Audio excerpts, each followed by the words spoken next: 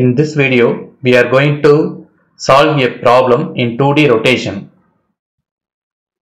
Before solving the problem, we have to revise the rotation. Rotation is a process of rotating an object with respect to an angle in 2D plane. 2D rotation takes place in a two-dimensional plane. You can see the initial position as dark blue rectangle and the final position as light blue rectangle after rotation in a xy plane.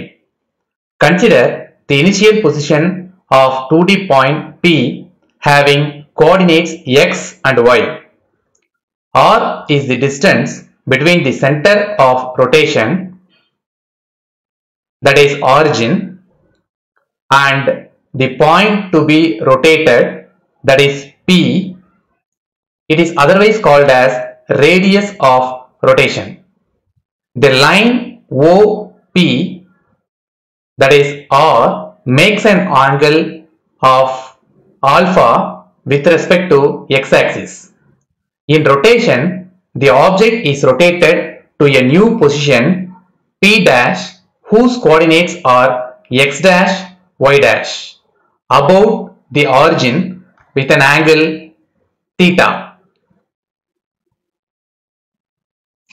Let us see a problem which involves rotation. A square PQRS with a side of 10 units is located in the origin with one of the edges at an angle of 30 degree with positive x-axis. Determine the new position of the square if it is rotated about z-axis at an angle of 30 degree in clockwise direction.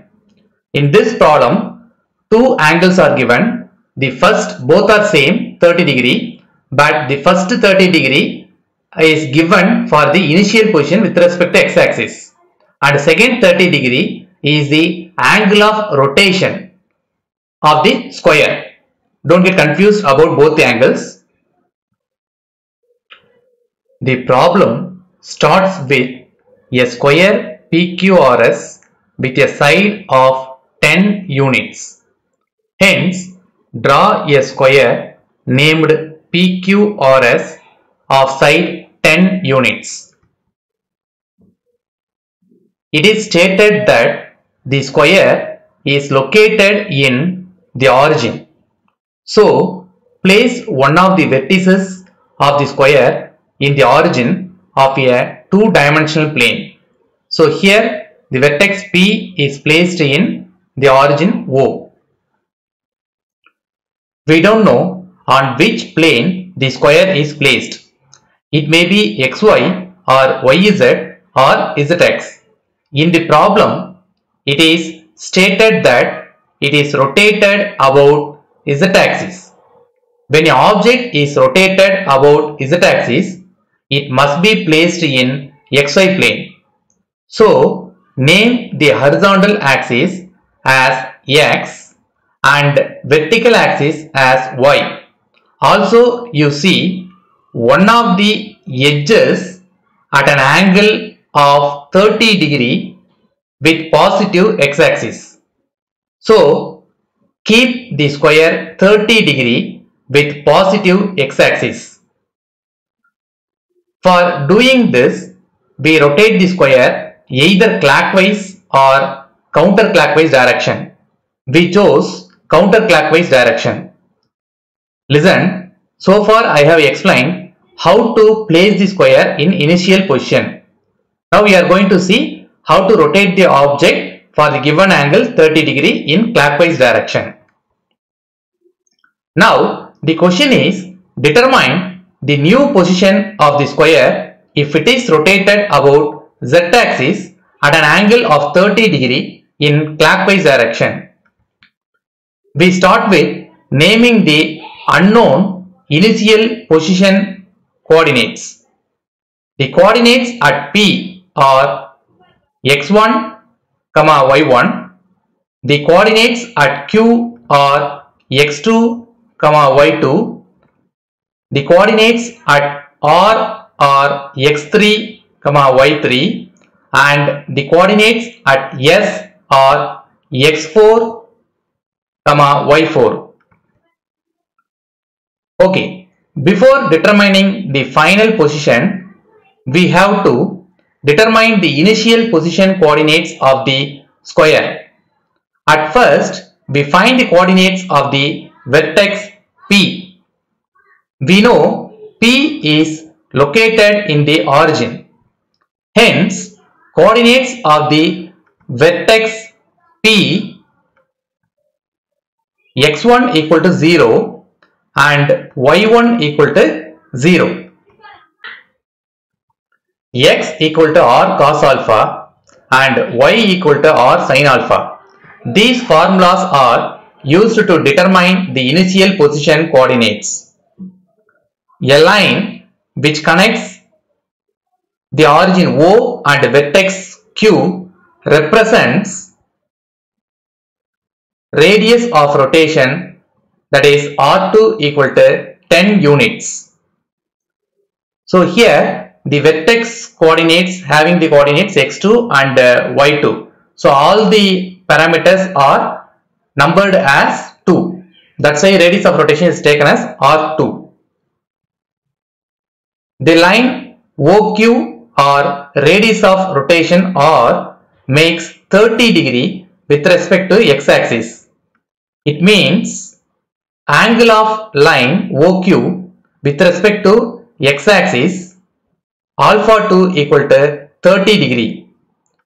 Using the given formulas, we can write x2 equal to R2 cos alpha 2. Substitute R2 and alpha 2 in the above equation, then x2 equal to 10 cos 30 degree. Calculate x2, we get x2 equal to 8.66. Similarly, y2 equal to R2 sin alpha 2, that is y2 equal to 10 sin 30. After calculating, we get y2 equal to 5.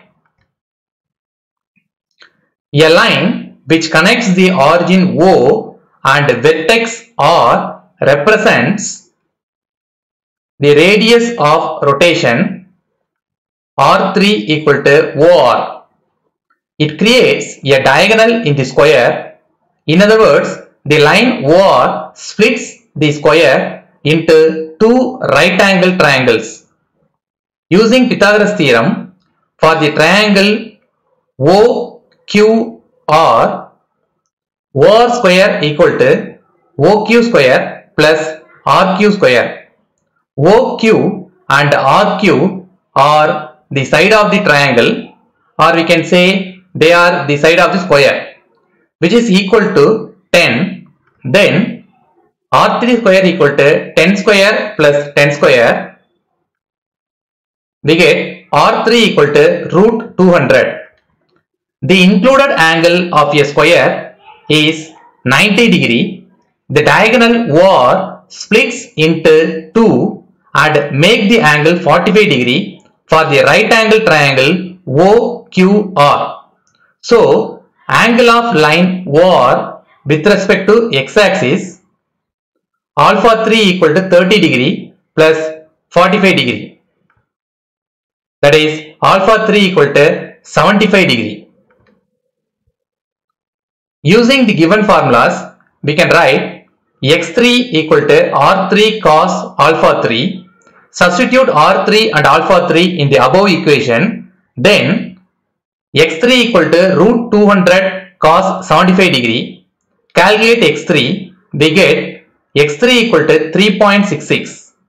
Similarly, y3 equal to R3 sin alpha 3. Substitute R3 and alpha 3. Then y3 equal to root 200 sin 75 degree. After calculating, we get y3 equal to 13.66. A line which connects the origin O and vertex S represents the radius of rotation R4 equal to OS.